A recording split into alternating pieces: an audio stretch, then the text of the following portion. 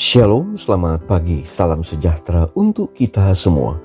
Kita berjumpa lagi dalam bacaan renungan pagi menjadi putra dan putri Allah pada hari ini Senin 17 Mei 2021 dengan judul pembahasan Ketika ia dicaci maki, ia tidak membalas dengan caci maki. Mari kita berdoa. Bapa di sorga, kami datang lagi kepadamu pada saat ini, memohon kiranya Roh Kudus-Mu menuntun kami saat kami membaca dan merenungkan firman-Mu. Dalam nama Yesus kami sudah berdoa. Amin. Ayat tema kita diambil di dalam 1 Petrus 2 ayat 23.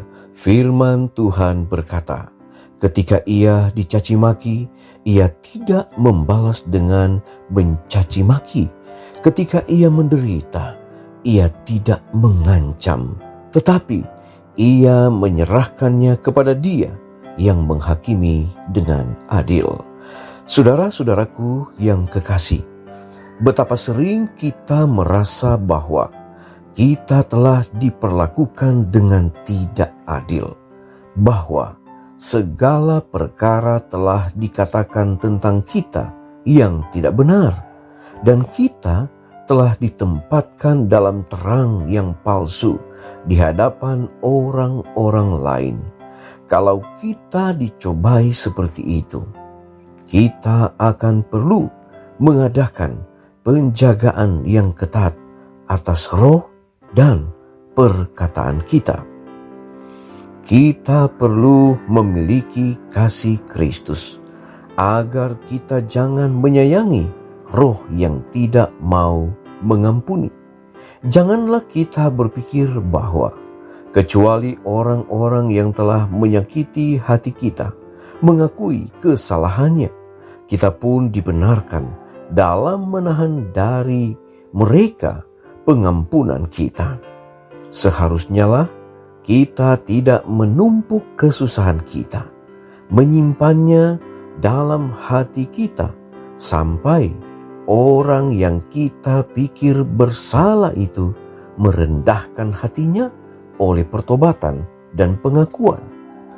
Betapa berat pun mereka telah melukai kita, janganlah kita sekali-kali menyayangi kesusahan kita itu dan bersimpati dengan diri sendiri atas luka-luka kita, melainkan sebagaimana kita berharap kepada Allah untuk mengampuni segala kesalahan kita, begitu pula kita harus mengampuni orang-orang yang telah berbuat salah kepada kita.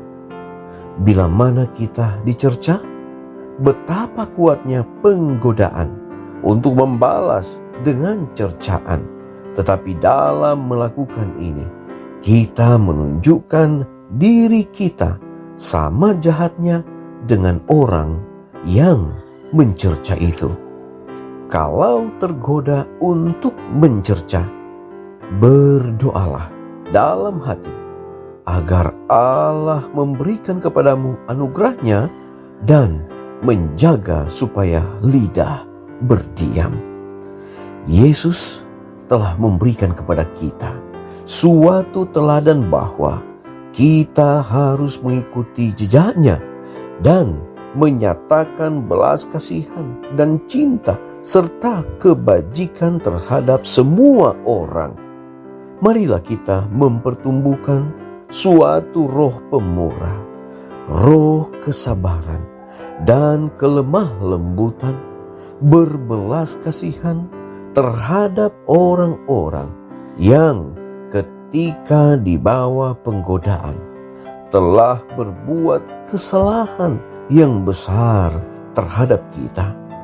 Kalau mungkin, marilah kita menyembuhkan luka-luka itu dan tutup pintu penggodaan oleh membuangkan segala penghalang yang telah dibuat oleh yang bersalah itu di antara dirinya dan kita. Saudara-saudaraku yang kekasih, Tuhan senang mencurahkan berkat-berkat-Nya atas mereka yang mau menghormati Dia, yang mau menyatakan kemurahannya dan menunjukkan bahwa mereka menghargai kasih-Nya kepada mereka oleh menyatakan sifat yang sangat ramah kepada orang-orang yang di sekitar mereka.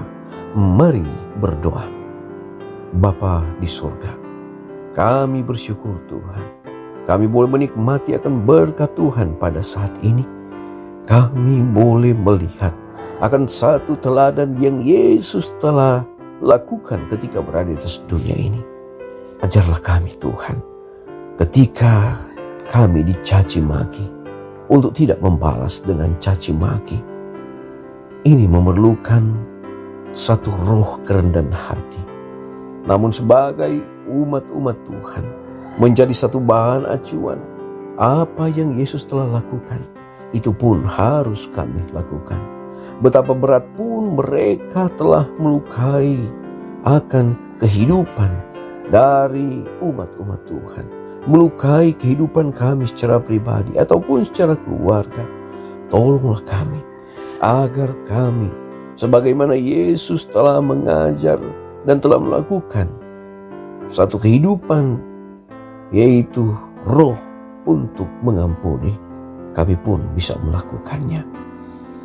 Memang berat untuk melakukan ini ya Bapa, namun ajarlah kami untuk bisa mempraktekkan dalam kehidupan kami, agar orang yang telah melakukan hal-hal yang tidak baik, kami pun boleh mendoakan mereka, boleh mengampuni mereka.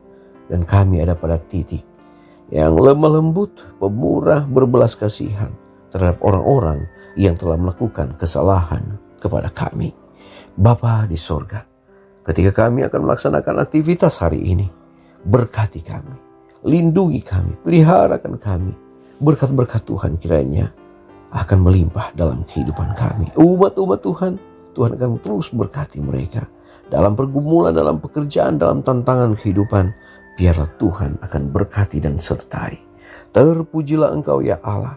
Kami mau serahkan hidup kami hari ini ke dalam tangan Tuhan. Dalam nama Yesus kami sudah berdoa. Amin.